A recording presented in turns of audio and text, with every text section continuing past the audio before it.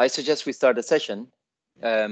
Welcome everybody to the webinar Digital Campus. My name is Manam Taebi. I'm the Scientific Director of Delft Safety and Security Institute and your host today. Today we are going to have a webinar by Professor Deborah Nas and Dr. Sascha Hoogendoorn, whom I will introduce to you in a minute. But let me first say something about this webinar and within which context the webinar is taking place. The webinar is in a series of 2 webinars being organized today. We have actually had earlier today a session on understanding the virus spreading events and understanding the, people's behaviors with regard to that. And that is going to be published online. It's going to be actually sort of posted online on the website of our institute, Delft Safety and Security.nl. Which also goes for the current webinar, which will be online, will be posted online. But these 2 series of 2 webinars are both organized as events in a Safety and Security Week, which is a national week in the Netherlands. But at TU Delft, we are actually organizing local events. So a series of 2 webinars are being organized by Delft Safety and Security Institute, in which we are more focusing on the scientific part of the of safety and security. There are more events, very fascinating events, also focusing on safety and security from a more practical point of view. So our webinar is going to be recorded and you can find it online afterwards. The speakers have kindly agreed to this recording, and because we need everybody's permission for the recording, I'm just announcing that if you have any objections, you should let us know. We are also kindly asking you to not turn on your camera or microphone during the session. It's a rather short session and we would like to collect questions as much as possible through the chat section. So I'll try to collect and curate the questions as much as possible and ask the speakers the questions. But in the unlikely event that you turn on a camera, it's important to know that the session is going recorded and will be posted online shortly. So without further ado, I would like to introduce to you our speakers and kick off the session. Our speakers of today are Professor Deborah Nas, Professor of Strategic Design for Technology-Based Innovation from the Faculty of Industrial Design, and Dr. Sascha Hoogendoorn, the Director of the Mobility Innovation from the Valorisation Centre at TU Delft. And what makes this session, but also the research that they're going to speak about today, very interesting is that it is a collaboration of scientific practice, but also practice oriented on the actual day-to-day job. So the services and the academic part of the TU Delft are sort of joining forces in this event, which makes it an extra interesting event from our perspective. So I see that Deborah has already shared the presentation. The session is going to be as follows. So Deborah started with the first session. Sascha will continue with the second talk, and there will also be a short film that is going to be broadcasted. And after that, we will open the session for Q&A. And again, I request everyone to help us to keep record of the questions by posting the question in the chat section, and I will attend to those questions and sort of ask them in the session. Very good. Deborah, if you are ready, can I ask you to please take the floor and address the first lecture? Okay, thank you very much. Pleasure to be here. Thank you for the invitation. Indeed, I will do the first part and then Sascha will take over. But before telling you what COVID-19 Digital Campus is all about, let me tell you a little bit about the history, how it all started. On April 11, the government sent out an invitation for smart digital solutions for Corona. And that was on a Saturday. And then the Sunday and the Monday were Easter. The deadline for the proposals was Tuesday at noon, which is crazy, right?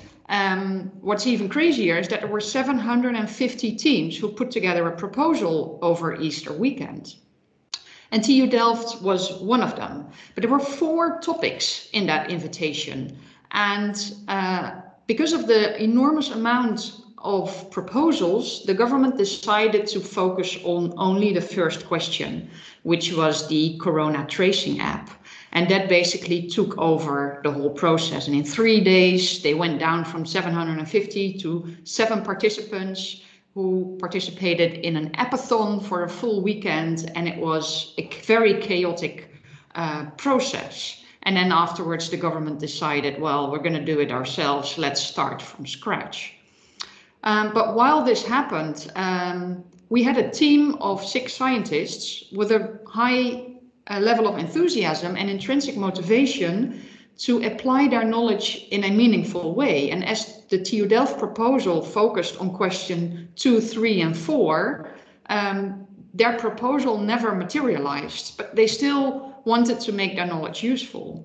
So that's when we started brainstorming about, what shall we do? How can we do good things? And that's how we came up with our purpose. We quickly identified that what makes us different in Delft is that we're scientists and engineers. So basically we think and do. So that's when we said, let's use our campus as a living lab and demonstrate how to responsibly apply technologies for the transition phase back to a post-COVID situation, basically.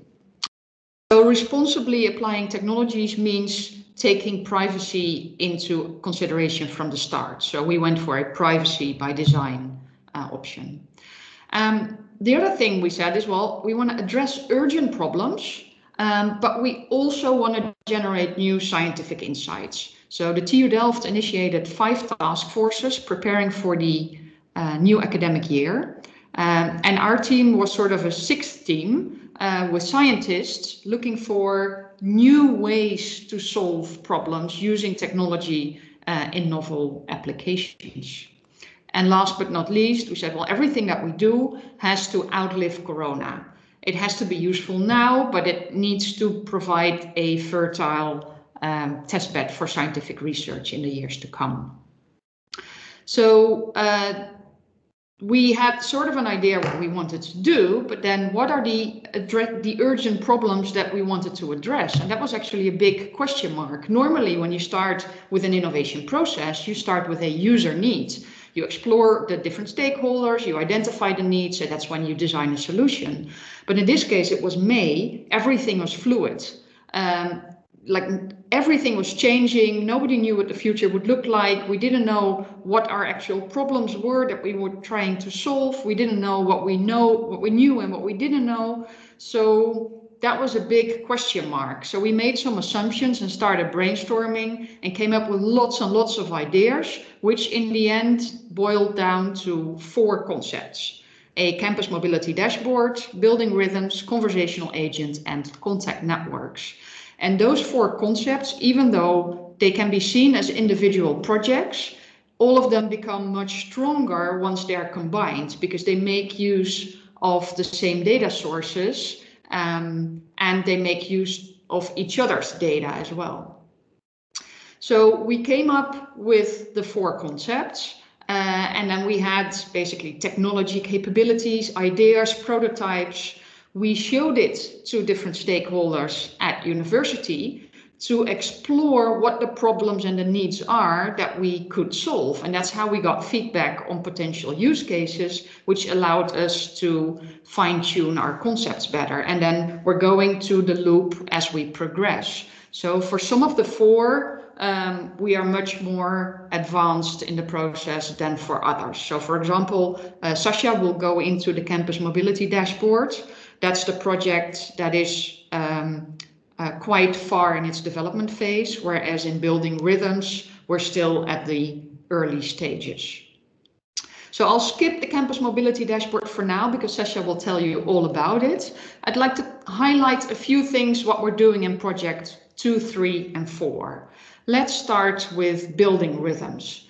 So the good news for many of you is that the Wi-Fi data from TU Delft is now available for researchers to use in research projects, meaning data from the access points in our Wi-Fi network that is part of the EduRoam network.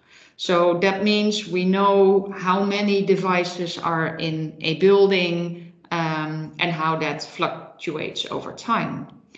But that in itself is not enough, because knowing how many devices are in a building doesn't really actually tell you anything, because how many devices do people carry around?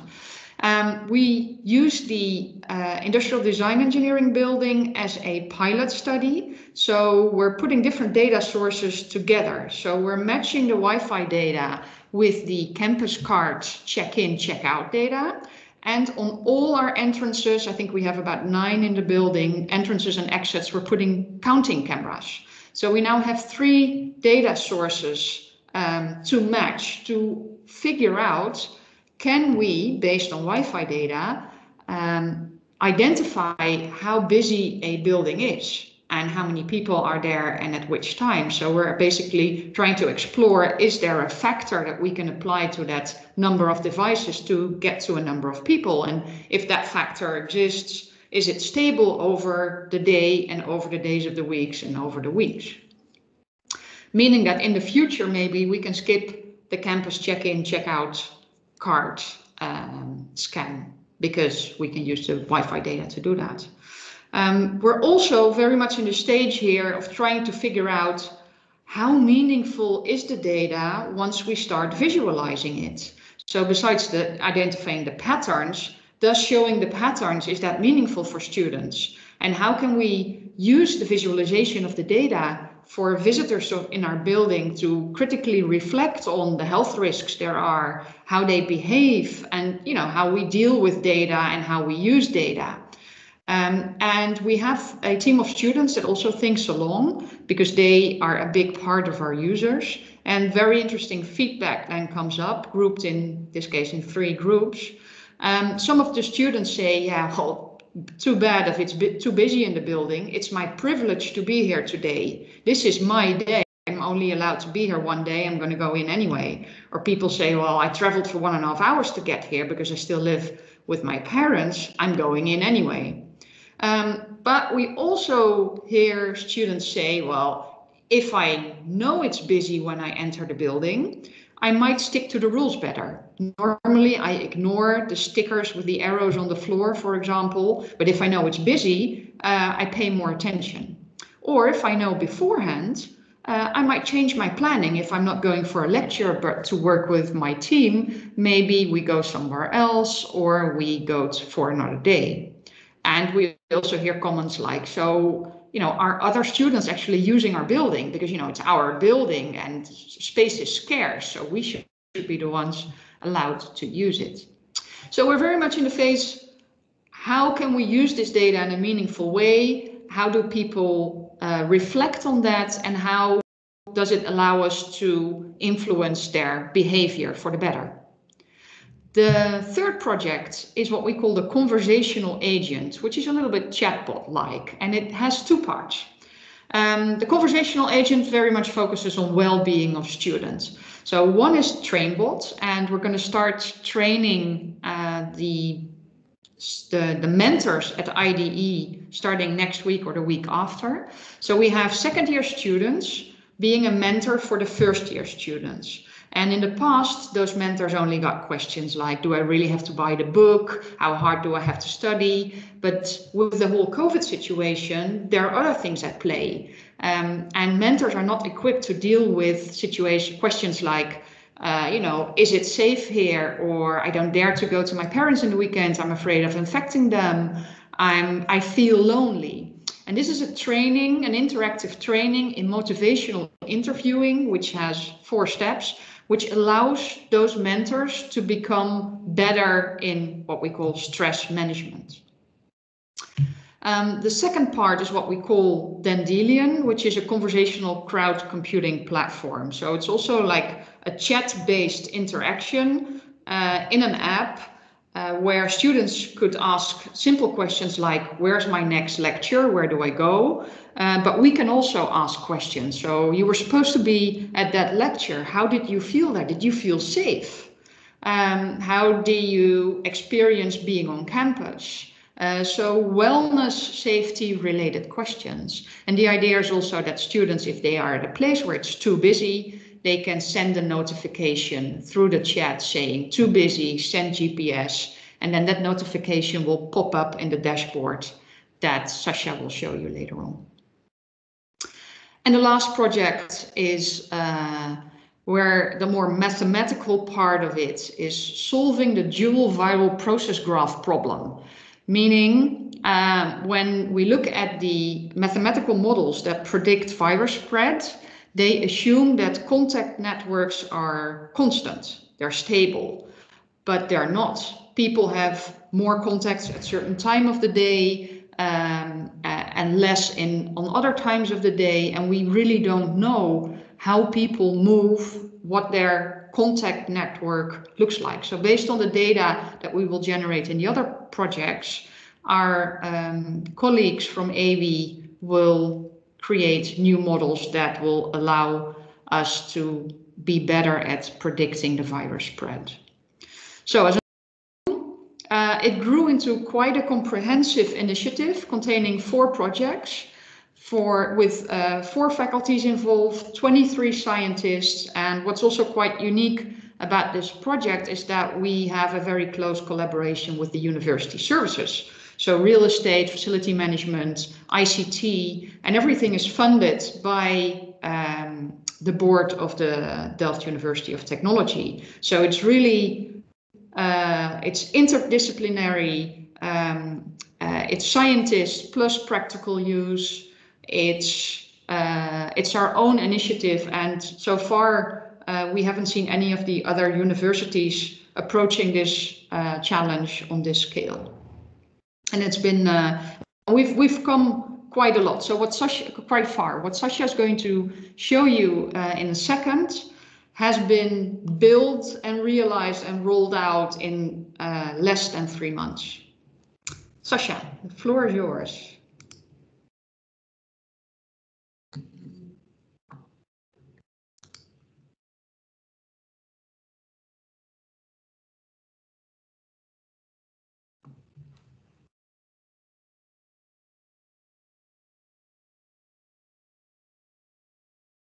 You're muted, Sascha.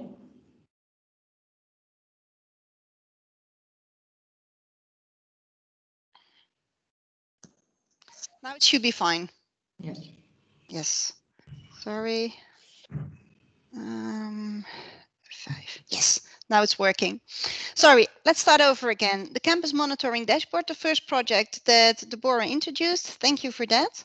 A project which is a cooperation between the Department of Transport and Planning within Civil Engineering and the Mobility Innovation Centre Delft.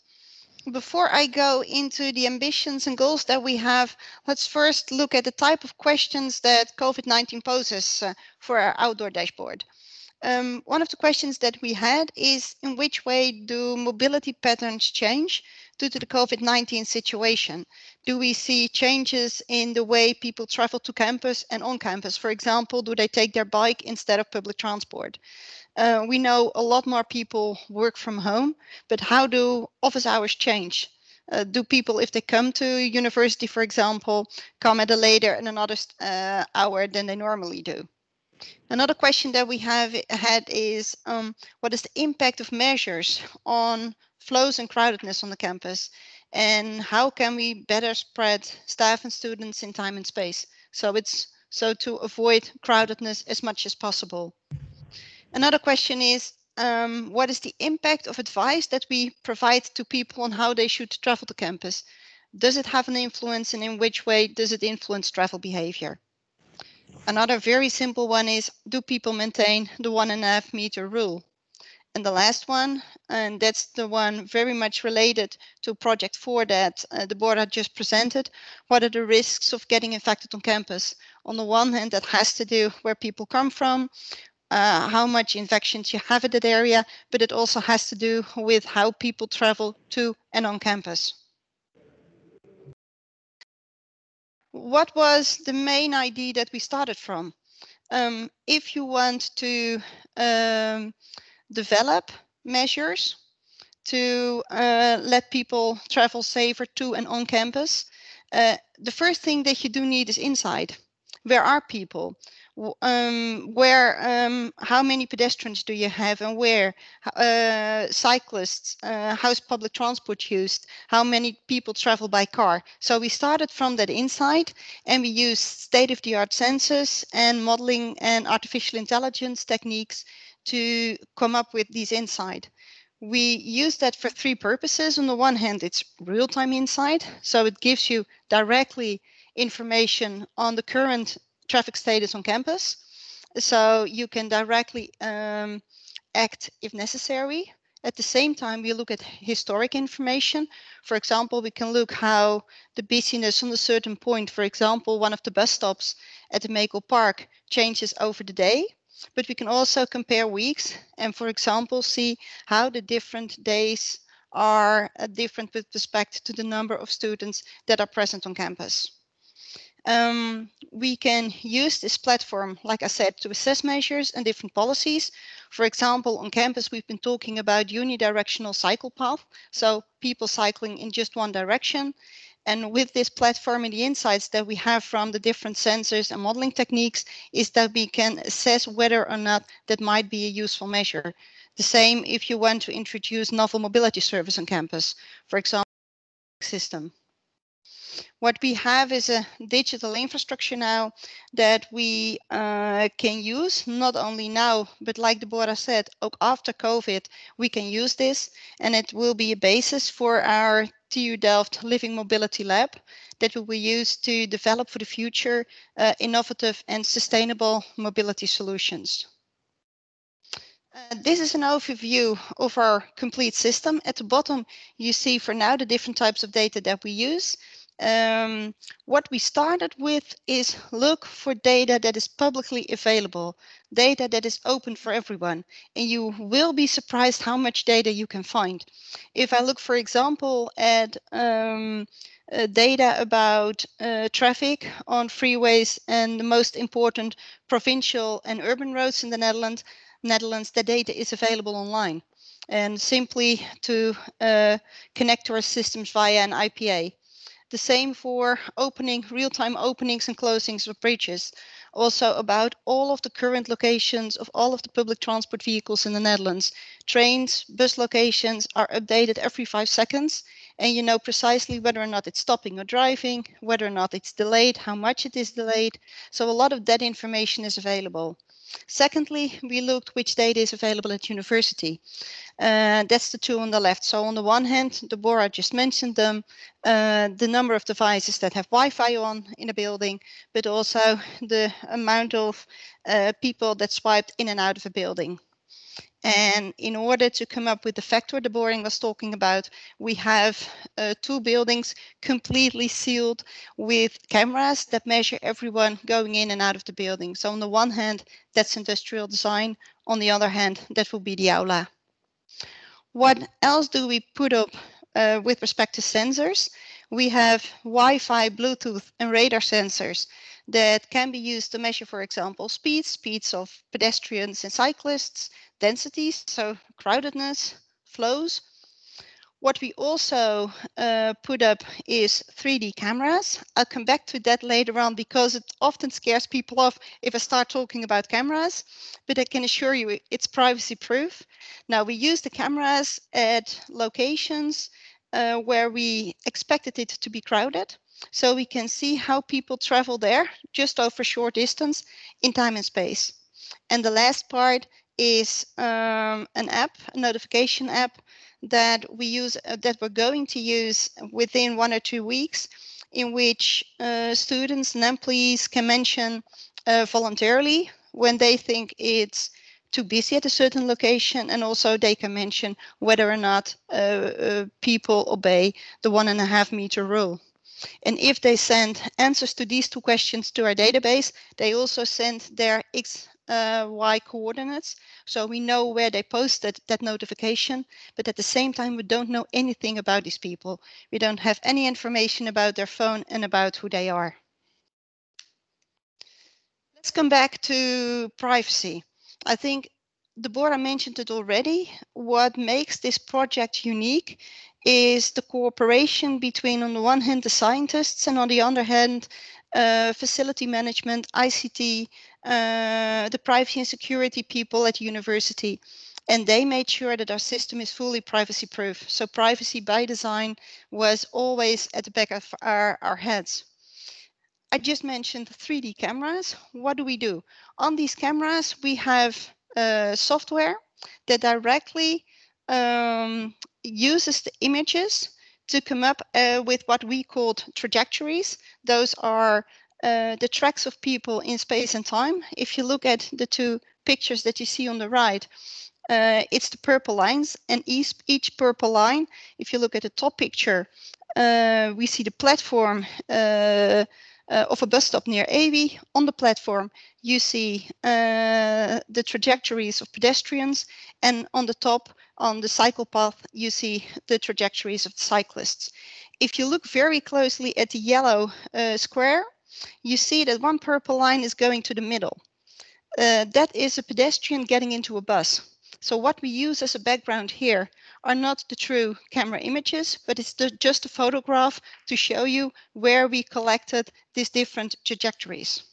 And from these trajectories, for example, we can determine at the platform whether or not people were within 1.5 meters of one another, how long that was, and based on that we can, for example, and that's a finding from some people at Transport and Planning, we can determine a special corona level of service indicator.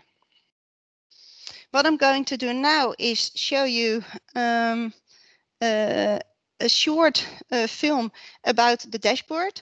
I have to say that we collected all of the data and do the analysis, but the nice visualization that you're going to see is made by a small company in Den Bosch, Argeleo.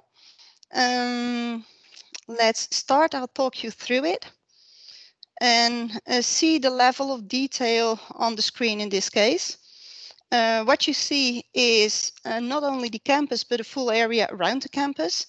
We have different mobility information in visualization. What you see is in all of the squares are the different buses and trams that are running on campus, but also around the campus. And for each of them, you know whose company is running it, whether or not it's in time, whether or not it's stopping. What you're also going to see now is the traffic flows of cars on the larger motorways and the Kruidhuisweg around campus. Sascha, yeah? I don't see a movie running. You don't see the movie running? No, there's a slide with a big red demo on it. How's that possible? It's running on my screen. I'm very happy that you tell me. Not sure about the others, but... No, that is indeed true. We do see actually, your explanation is very clear, but what you're referring to in terms of moving things, we don't see that. How's that? But I would suggest that continue. I mean, you can explain, continue explaining. I don't understand because I'm sharing my screen and this is what I see on my screen right now. MS Teams has difficulties sharing moving images and so what that I'm might going be actually to do, sort of a technical glitch. I will make sure that the movie is available on your website later on. Sounds what you see now is all of the different locations of the sensors that measure bicycle movements. And at this point, in our proof of concept, we mainly have sensors around the Makel Park. Later on, our idea is also to extend the network, for example, on the routes towards the stations Delft Central and Delft Campus. What you can't see at this point, and it's a pity that you can't, is that you can select certain periods of time. The picture that I'm looking at is looking at the period from the 21st of September to October 5th, at which you can see the differences in movements on campus over this full period of time. And I can tell you we have the same information also for pedestrians. I think I'm going to close this one off because then I might be able to give you a picture later on. If I have time, I just have some pictures to give you a bit of an idea of the information that we have. I think it's good to go for now to the applications.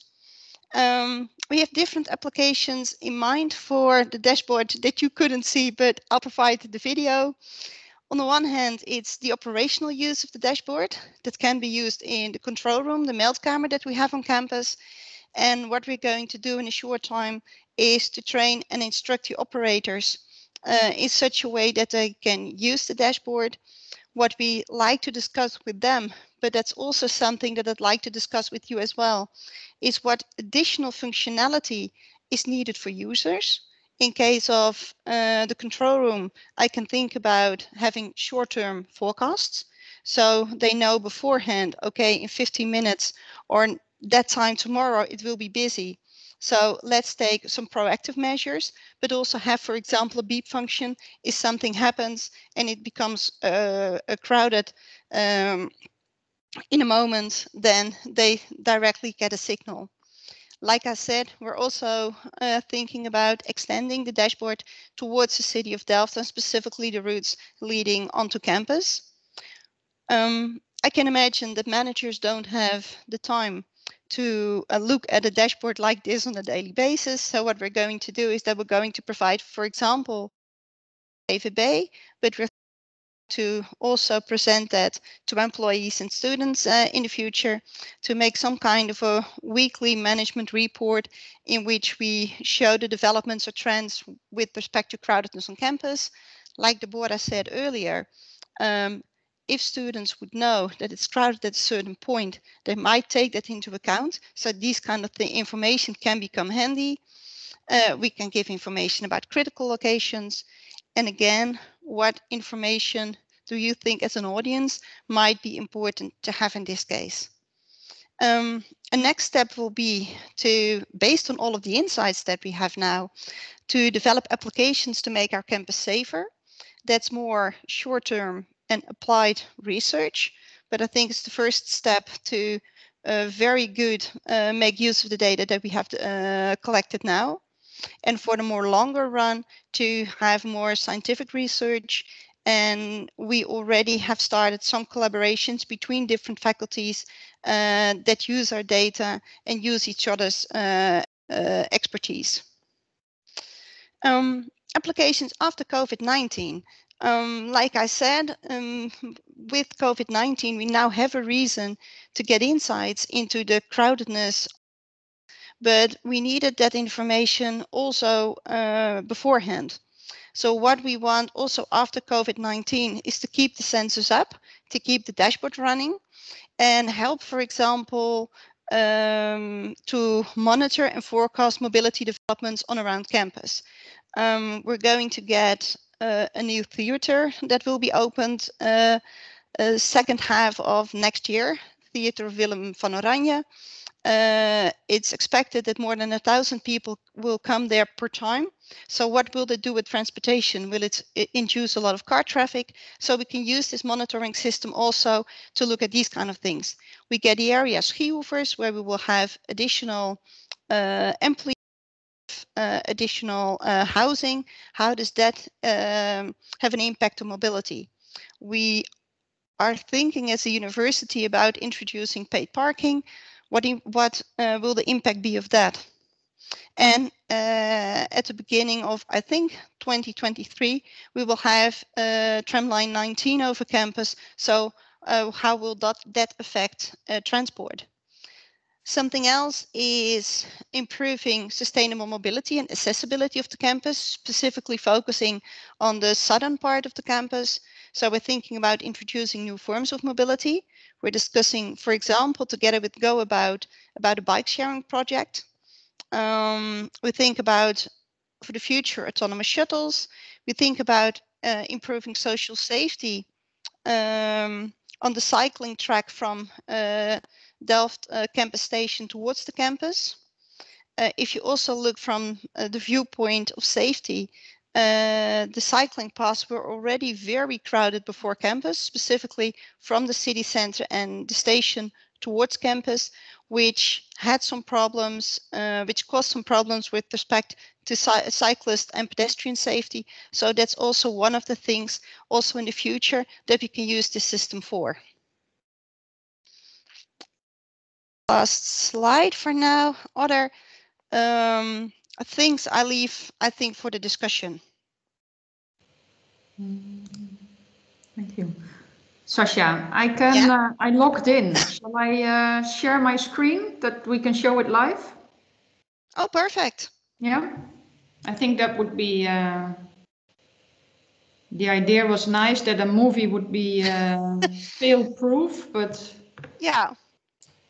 So one thing that we know at the Safety and Security Institute is that you can try to make it fail-proof, but you never know the unknown unknowns. So this, yeah.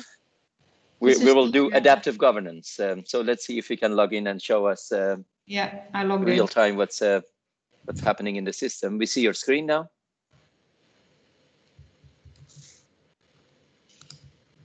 Oh, this is so silly. Then you specifically make a movie, and then the movie is not working. Now, what you see here in the middle is the Makel Park. If you zoom in a little bit, you this Sorry. No problem. If you zoom in a little bit, you can see the level of detail that we have from campus. It's the plus sign on the right. Yes.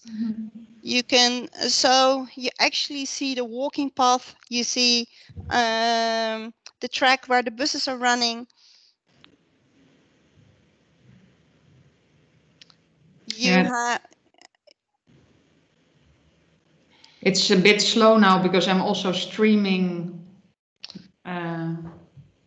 my screen, but If you go a bit up, yes, perfect. We have a camera in front of IDA. Like we said, industrial design is one of the faculties that we closely focus on, not only on the indoor part, but also on the outdoor part. So what we placed outside on the square is a camera that really that registers how students that have to go into the building are waiting there together, whether or not they're standing together out of habit, because it's actually nicer if you're alone at home to talk to fellow students if you're on campus, or that they really keep the 1.5 meter distance. What you see at the bottom is the COVID indicator that I mentioned earlier, that simply tells you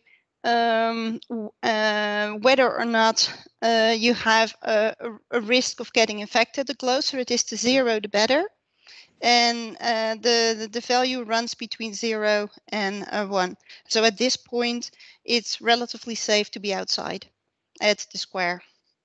If you click on one of the sensors, what you can see or what you can get is a side screen, perfect, at which you can make analysis of different time periods. So you can click and select first and the last date for which you want to show, for example, crowdedness. In this case, the data is aggregated per hour, and you can, for example, choose to plot the COVID-19 risk indicator, but you can, for example, also, and that might be nice to show, is the total. Oh, this is a good one as well. And you see, I just said, okay, if it goes above 0.6, it becomes a bit dangerous at this point. I think for the last couple of days, it didn't go above 0.5. Yeah, that might be because I didn't take a Wednesday into account, right? Okay. We found out that the Wednesdays are the...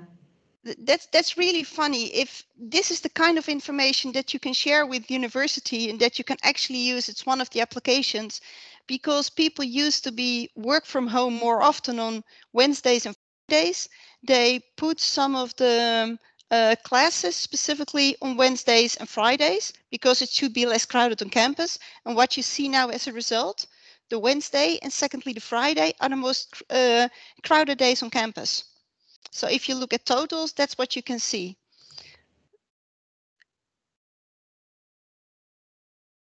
If you go to total on the right, yeah, then you see the total amount of people on campus for that period of time. And you see, for example, that during weekends in front of IDA, there won't be any people. If you look, for example, at the bus stop near AV, so close to X, where people can go for sports, you see that also during weekends, it is relatively crowded there. Excellent. We have about 50 minutes left. I can give you more information later. So yes, thanks, I would suggest that we wrap up the presentation and leave a little bit room for Q&A at the end of our session, if it's okay with you. Yeah, maybe one last comment. You actually see the buses driving over campus. As you can see, they're moving, and we have the same for trains in there. Yeah. And one of the things that we can do in the future, if we look into predictions, we can see how the crowdedness and the 1.5 meter distances are influenced when buses are stopping. And what happens is if they are delayed, for example, or on the other hand, too early. So these are all types of analysis that we can do in the future. Yeah. So this bus is actually 20 seconds ahead of schedule. Yeah. All right. Thank you. That is dangerously accurate. Thank you very much. Also, and all publicly available. Yes, my first question was actually about that. How are we going to deal with the possible side effects of actually making data available? Perhaps you could also stop. Let me see. Have we stopped sharing the screen, all of us?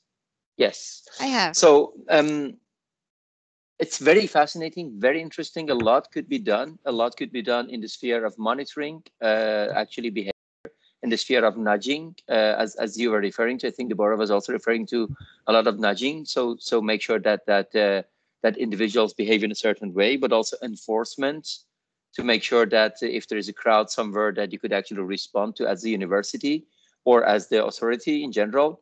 But then the question is, how are we going to deal with potential side effects? Sascha was referring to Wednesdays being actually the less crowded days. And if you start if that gets into the minds of people and everybody keeps coming on those days, and that changes tilts the balance towards the days that used to be. So there needs to be some kind of continuous monitoring and continuous feedback into the system. That's one. And the second one is that it could also give rise to potential security concerns. As some of you might know, we were dealing with some potential situations of theft, not potential, very factual situation of theft throughout the campus the very first day of the quarantine, because the buildings were empty or half empty, and that attracted the wrong kind of people. And if you get across the message, we start broadcasting the message that this is where the crowds are on campus and this is where not. So have we been thinking about actually the potential side effects and what is actually the governance mechanism to deal with these potential side effects? Shall I start with your last question? At this point, the dashboard is not open for everyone. There's only a very low number of users of the dashboard, and we're thinking about in terms of being open to the public, what information to distribute to students, to employees, or to the general public. But we think about making a decision about it by the end of the year. First, see what can be done with the data and be, as you say, be very cautious with that. So a good intermediate might be that, like we have on Rijksoverheid.nl, a corona dashboard where we have some overall numbers, some overall figures, and do it in that way.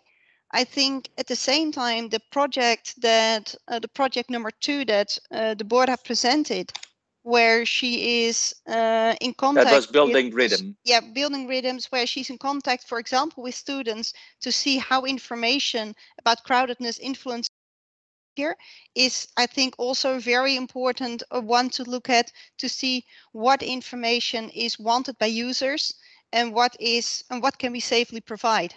So we are really cautious, and we fully understand that it might cause problems like the one you mentioned on the first day of the lockdown. Right. Now, of course, there is also some functionalities are in the resolution of the data you're releasing. Sometimes you can't have just the aggregate data like the central government's dashboard is right now providing us with. That's really an aggregate data, important for certain practices and certain analysis. But the type of analysis and nudging behavior that you are aiming at in this comes with perhaps a certain level of detail. So there is a balance that should be sought, perhaps. Yeah. Deborah, do you wish to continue on this issue? I think Sascha referred to one part of my question in her answer. Help me, what was the other part?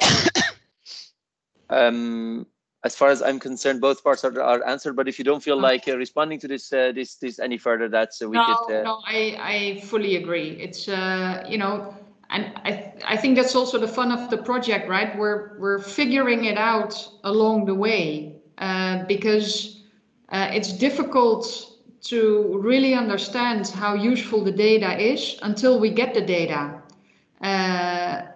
And so look at the Wi-Fi data, for example. Now that we finally have it, we are able to figure out how accurate is it, and does it help us to say which part of the building is busy or not busy, and if not, you know, how do we use it in a useful way? So, and then the next question is, how does it influence behavior, and then what's the snowball effect of that? And I assume that there is also some kind of, again, a feedback built into to the system that you monitor the behavior and how behavior is being influenced, so that feedback could again have an impact on changing, tweaking the system in that. So that was the Friday Wednesday issue that was referred to. That once you get across the message that Wednesday is a quiet day, everybody keeps coming on Wednesday. Yeah. And so that's also so a back and forth between providing the data and how the influence how that influences the behavior. Yeah. But you also might not communicate that and use that information to change the educational planning to create a better spread, for example. Excellent point, because right now we are also dealing with a lack of suitable lecture halls that are big enough for our students to accommodate our classes. So it might be helpful to know what are the moments that you could best plan those sessions. Very good. So the floor is open for questions from the audience. The request was to put those questions as much as possible in the chat section. But if you feel like asking a question, you could also raise your hand and I can give you the floor. Just be aware that the session is being recorded and will be broadcasted online after the session. So this is basically a privacy statement to make sure that we are all on the same page. I'll just stop for a moment to see if there are any new questions popping up.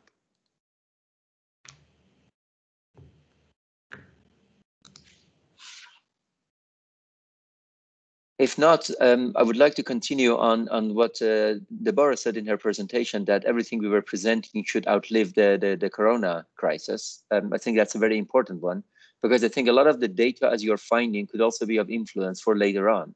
So mobility in general, the TU Delft is contributing, for instance, hugely to trains being crowded around 5 and 6 p.m., things like that. And so regardless on the pandemic or pandemic aside, your analysis is in principle usable in a broader sense. Are there any plans to scale it up into the national level, maybe international, doing experiments with a city? Are there any clear plans in that regard? Because I see a lot of potentials. I can answer part of the question. I think Deborah can as well. Tomorrow we have a discussion with the city of Delft to see how we can extend our sensor network towards the city, towards the railway stations. Specifically, like you said, we are influencing the busyness in the trains very much. So that's one of the applications. Like I said earlier, the university will still be growing as well in the number of employees as well as the number of students.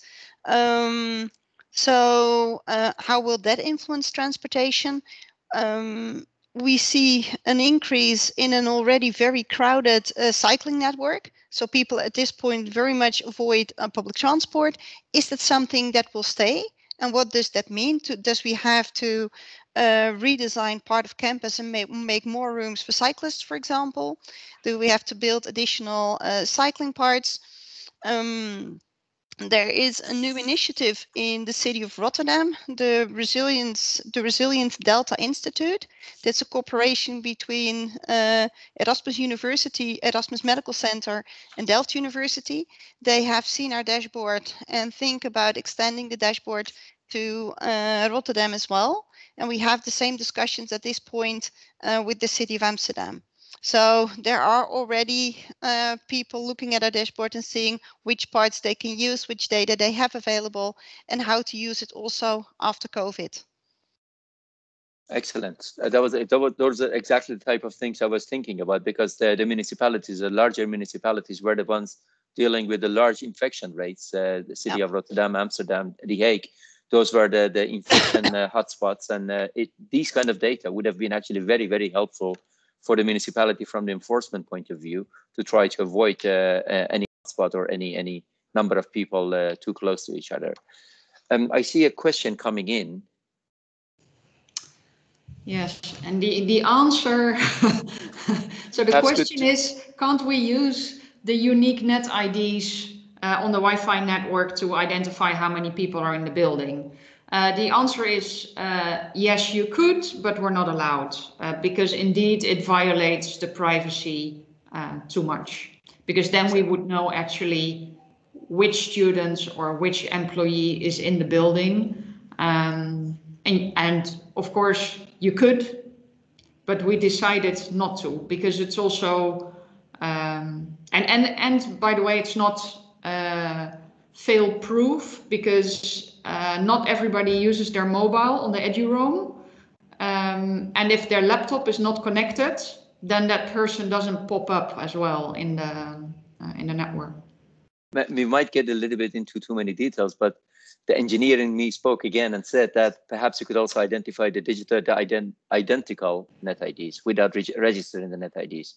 Or does that also go against? Because the functionality on the one side might require that the net IDs are being registered, and from a privacy point of view, it's understandably not permitted. But could you also not identify that two net IDs are identical without registering what the net ID is? So store the data at the meta level. Yeah, well, we get the net IDs pseudonymized, but I don't think. Well, to be honest, this is the Wi-Fi thing is a big theme, right? Researchers have been asking for it for 2 years, and ICT saw this project as an opportunity to speed it up. So now, for the first time, we have the Wi-Fi data streaming through a platform. On a 5-minute interval, and we are the first users of that platform. So it's all still a little bit in progress, and we're still trying to identify what can we use, what can't we use in accordance to our privacy rules. But it is very interesting that you're dealing actually with privacy by design. Yes. And very close to the actual practice. Can I add something? Absolutely. For everything you need to think, do I need certain information or not? One of the nice things that we can do once we have the data from the swiping cards available, we don't know who's entering the building, but we know if it's an employee or a student, and we know which faculty he or she is coming from. So what you can monitor over the day is how people move from one building to the next. Do they go for a cup of coffee to another building? So you also, if you look from the perspective of infection, how do people move around campus during a day? Do they stay in one building or do they move around? And where are then the clusters of people? But for that, I don't need to know who's going from one building to the next. I need to know how many people. And it's interesting to know whether or not it's a student or an employee or a visitor.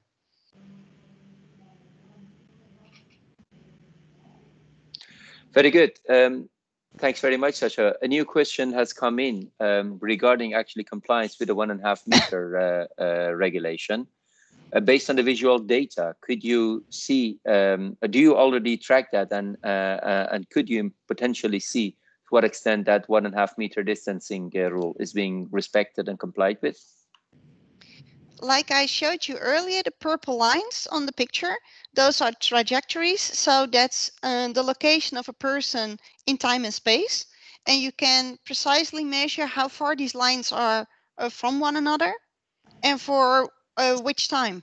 So you know whether or not people were closer together than 1.5 meters, and also the duration of that violation.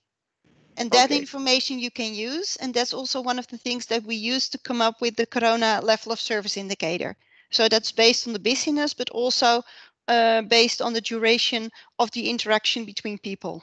Exactly. All the tracing apps are based on indeed both the location and the exposure time, because it's a function of both issues. Very good, very interesting. I believe we have room for one more question, so I will give opportunity to the audience to ask a question if they like.